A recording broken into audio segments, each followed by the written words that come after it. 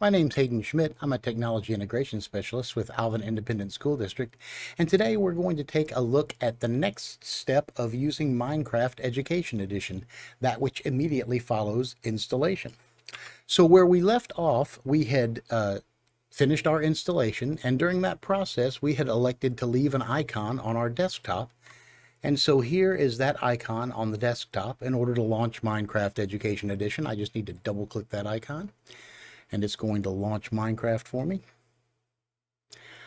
I'm going to leave my desktop audio turned down a little bit, so you may hear music occasionally, but hopefully it won't be too loud, and I'll try to adjust that if it seems too loud for us. When we get to the sign in, it's going to ask us to use our Microsoft credential, which is subtly different than our normal login that we might use on our computer or the login that we use with Google.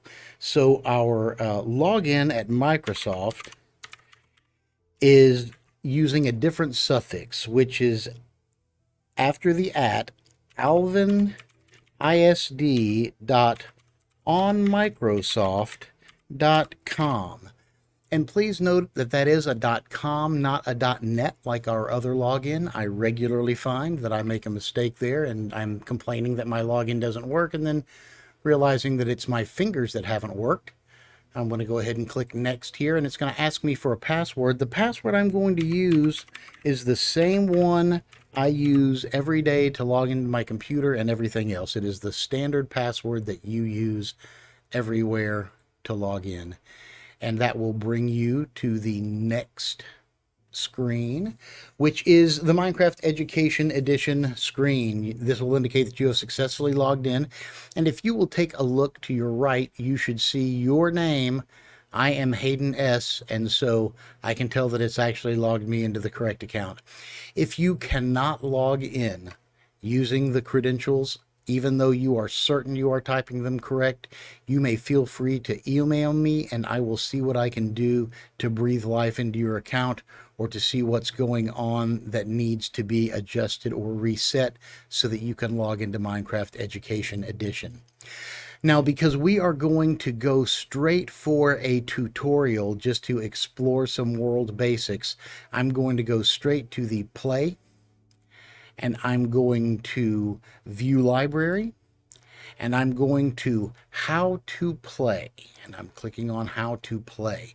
Now I've got three options here. I have a start here for keyboard, start here for touch screens, and I have additional tutorials. There's an excellent chemistry tutorial there that I would encourage people to take a look at, but for our purposes, we are going to use start here with keyboard. Although students who are playing on a tablet device or who are wanting to use the Education Edition on their phones or something along those lines will want to use the touch version tutorial. Start here for keyboard is going to bring us to a series of lessons.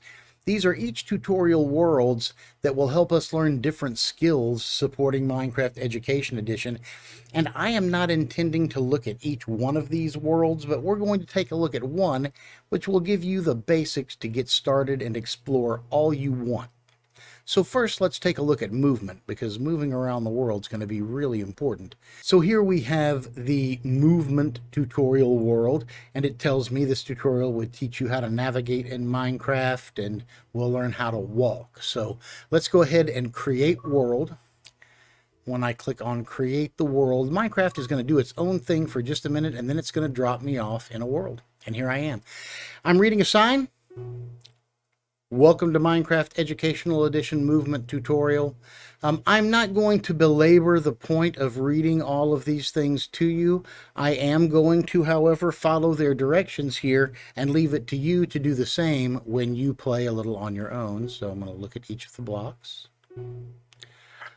I will narrate what I'm doing here, looking at each of the blocks in order. Turn around for the one behind me. So I'm doing all this just by moving my mouse. If you have not played a mouse look game before, you look around the screen by moving your mouse, and then you coordinate movement by pressing some keys. In this game, you can show the controls by pressing the H key, and W is forward and S is back, A is left, D is right, space is jump, E will open and close my inventory. T will open and close a chat window and let me chat, and I can exit that chat window. And the shift key is used to lower yourself and crouch, and what the game interprets as sneak movement.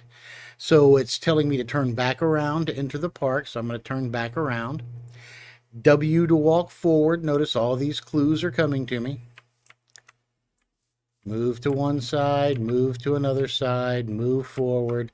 So I'm just using my keys to move left and right and forward in order to kind of navigate this block maze that they've set in front of me here.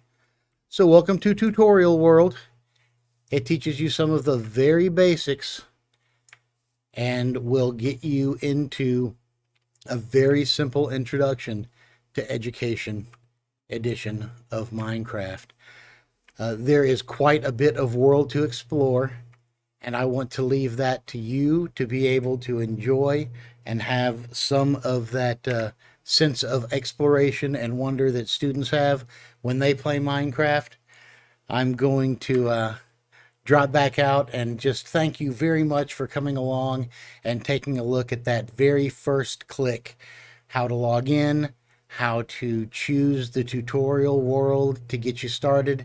And in later videos, we'll go quite a bit more in depth for creating custom worlds and allowing students to create and export worlds as part of assignments. Thanks for coming by, and we hope to see you again.